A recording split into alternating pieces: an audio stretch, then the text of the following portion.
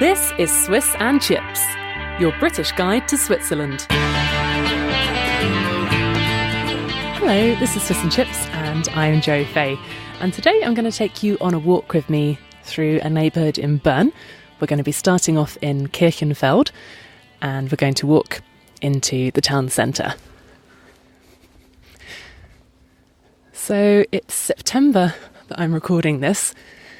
It's a Monday afternoon, so it's quite quiet here in Bern. And this morning I was listening to another travel podcast based in Vietnam, and it really struck me how loud it is there. All the honking and motorbikes and cars driving around. And I thought it might be interesting to take you on a walk with me in Bern, just because it sounds so different here. If you've already moved to Switzerland and you've been to Bern, you'll probably already know it's a very quiet place, especially for a capital. But if you haven't been to Switzerland yet, or you just haven't been to Bern, this could be quite interesting for you. So I'm starting off in Kirchenfeld, which is a really nice neighbourhood with some very nice houses. And one of the interesting things to see here is the Tierpark. That's the animal park. And if you're a runner like me, it's a good place to get to know because it runs alongside the river. So you can run past and see some animals while you're out on your run. And of course, if you want to come here and spend a bit more time there, you can also pay to go in and see the whole range of animals they have there. It kind of spreads over a big outdoor space, basically. But they have a few small animals that you can just see by walking past for free, which is pretty awesome. If you're someone who's moved to Bern, as an English speaker, perhaps that might be why you're listening to this podcast. Another interesting thing that you'll find in Kirchenfeld is the English church. Obviously, it's a church, but it also has events for English speakers, like regular book sales, for example. They had one just this Saturday, so that's quite a good thing to check out if you're looking for some cheap English books to read. So Kirchenfeld is a biggish area in Bern. There's a lot of embassies that are based here and ambassadors' residencies as well. So the buildings are quite nice, as you can imagine. There's a couple of main tram lines that run through, and there are buses that go more into the neighbourhood. Something that can be quite nice if you want to explore it a little bit more at your own pace is to borrow one of the bikes that are part of the bike rental scheme that was set up here recently. You just have to download the app and then you can activate a bike at loads of different bike stations all around the city and then just head off wherever you like. It's not too expensive and it's extremely convenient, it has to be said. So I've walked up from the Tierpark and I'm now crossing over the main street that's in Kirchenfeld. It's called the Kirchenfeldstraße, conveniently enough. And when you're on this side of town, you're basically on the other side of the river to the main part of Bern. So at some point you're going to be crossing over a bridge, basically. And the one we're heading for is the Kirchenfeldbrücke. You can see there's a theme to this walk. So coming from the Kirchenfeld area, heading into town, you're going to go past two of the town's biggest museums as well. There's the Bern Historical Museum, which has the Einstein Museum inside, and then there's the Natural History Museum as well. And you can see the Natural History Museum from quite far away because it has a big golden elephant on its roof. So if you're up high somewhere in Bern, have a look out for that. Something that I find quite useful, but Simon always makes fun of when we see them around town. There's a lot of kind of green pillars as you're walking around. And they're sort of giving you directions to the various sites. Like I'm standing by one right now, for example, which is saying the animal park is behind me. There's also the Museum for Communication and the Swiss Alpine Museum that we're nearby right now. So you can't get lost for very long in Bern. It's not so huge and there's quite a few ways to find your bearings. And if you're coming to visit Bern on a weekend, you'll probably get quite a different impression than you would in the week. I mean, you can hear a few cars going past now as I'm walking along. But it is very quiet on a weekday afternoon. Not so much in the town centre, but in the neighbourhoods surrounding it. And the further out you go, the fewer and fewer people you'll see. So I'm just passing by the Natural History Museum. They have a ton of interesting stuff inside, including a kind of detailed exhibit about Barry. Barry is the famous mountain rescue dog. He's the image you'll see if you see a picture somewhere of a mountain rescue dog, basically. And there's quite a fun kind of interactive exhibit there for kids or young at heart adults. And they have lots of information about the animals that live in Switzerland or did in previous times. And we're approaching Helvetiaplatz now, which is the area where lots of the main museums in Bern are. And when you're coming up to this area, you'll see a kind of big fountain in the middle. And then the various museums are dotted around the outside, so it's quite handy if you want to visit a few. The Alpine Museum, which is a bit smaller but interesting. It's all about the history of the mountains, basically. Famous climbs and things like that. You also have an art museum here. But I think the kind of big attraction to this square, I guess you can call it, is the Historical Museum of Bern. And that looks really impressive from far away. If you're coming to Bern and, for example, standing by the Parliament here, your eye will definitely catch this building. It looks like a castle, but it's a museum. So it's a very cool building and very interesting stuff inside as well, including that section specifically on Einstein. Helvetiaplatz is quite an interesting place because if there's going to be a demonstration in Bern, they'll either be on the Bundesplatz, the square outside the Parliament building, or they'll be here at Helvetiaplatz. It's a kind of congregation point for demonstrations.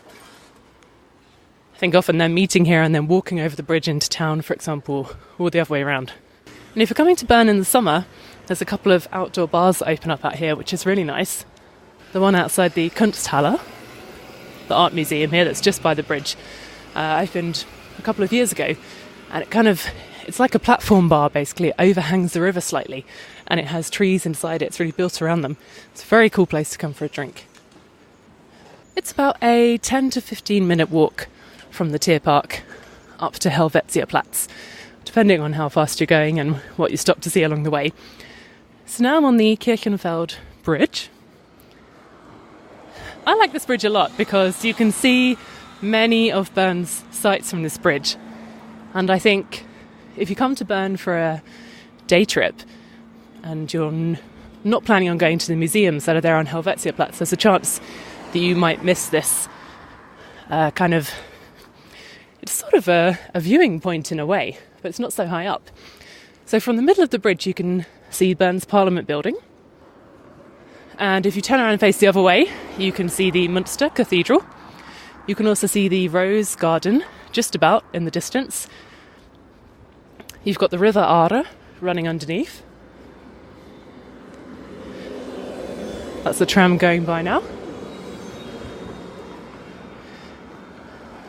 And you can also see a little bit of the Matter Quarter, which runs alongside the Aare River. It's a very nice place to take a walk along. Very unusual, lots of little shops kind of tucked away. And it's a little bit cut off from the town because it's so much lower down than the main part.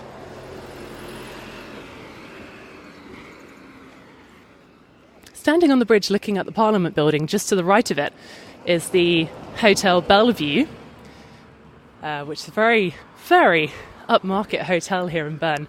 There's often luxury cars parked outside. This is a place that people with a lot of money to spare will come and stay in Bern, or someone celebrating a special event, for example. But of course you can go in for a drink, for example, on their terrace that they have, if you feel like celebrating a special moment. It's a nice place to go. It also has a lot of history. They used to have kind of dances here after the war, when the American soldiers were waiting to go back. They had dances here if local people came as well. So some pretty interesting times there back then. It's got a lot of history, that place.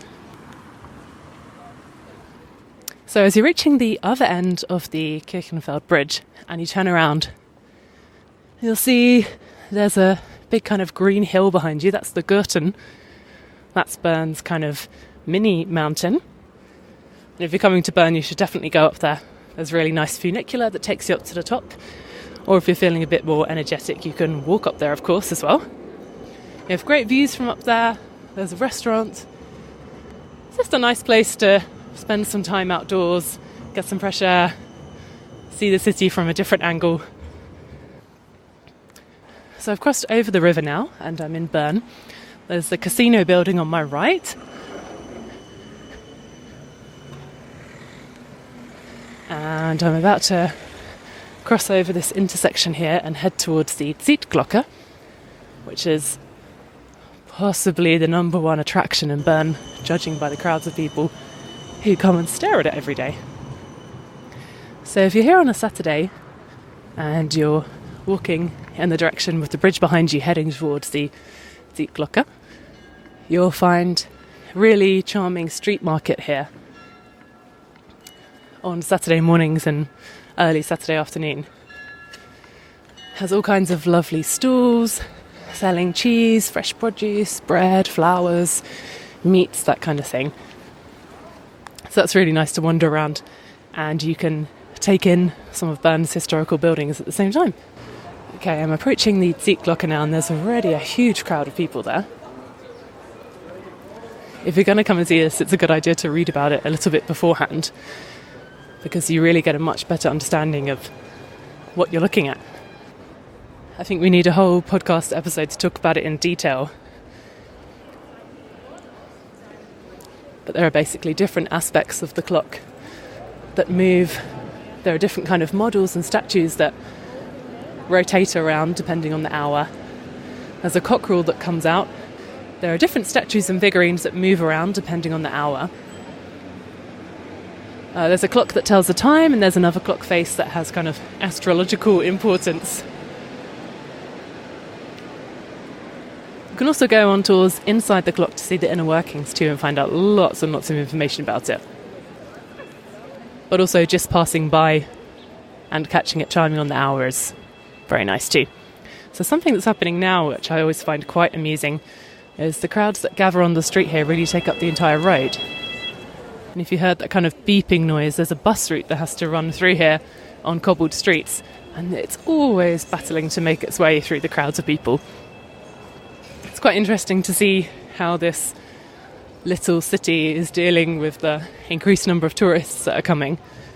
I mean, I think we're a long way off places like Barcelona and Venice, but even in the few years I've lived here, I've seen a growing number of tourists coming here.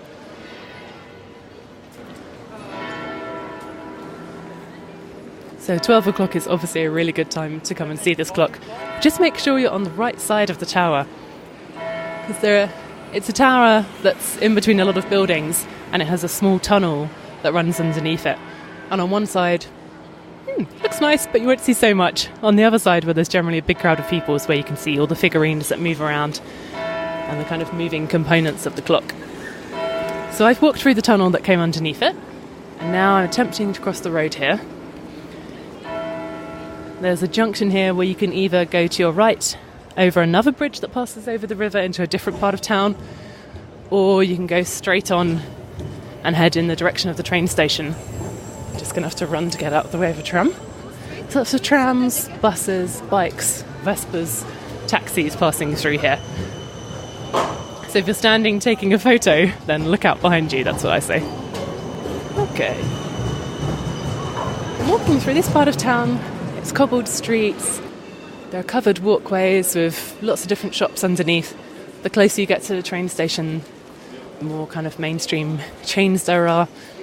If you head in the opposite direction and walk downhill, then you get lots of small independent shops as well, both of which are interesting. The other thing to look out for when you're walking around town is the various different water fountains. They all have something interesting on top of them. You can drink from them as well, for free. And if you look carefully, you'll see small information signs attached to the side of buildings or on walls that give you information about the place where you're standing in German, French and English. For example, the one I'm standing in front of now is all about the fountain that's behind me, the Schützenbrunnen. So there's loads of history to be found if you've got your eyes open. Okay, well, I'm going to leave my walk there. Hope you enjoyed coming along with me and got to hear a little bit of what Bern sounds like on a normal day. Thanks for listening. Goodbye.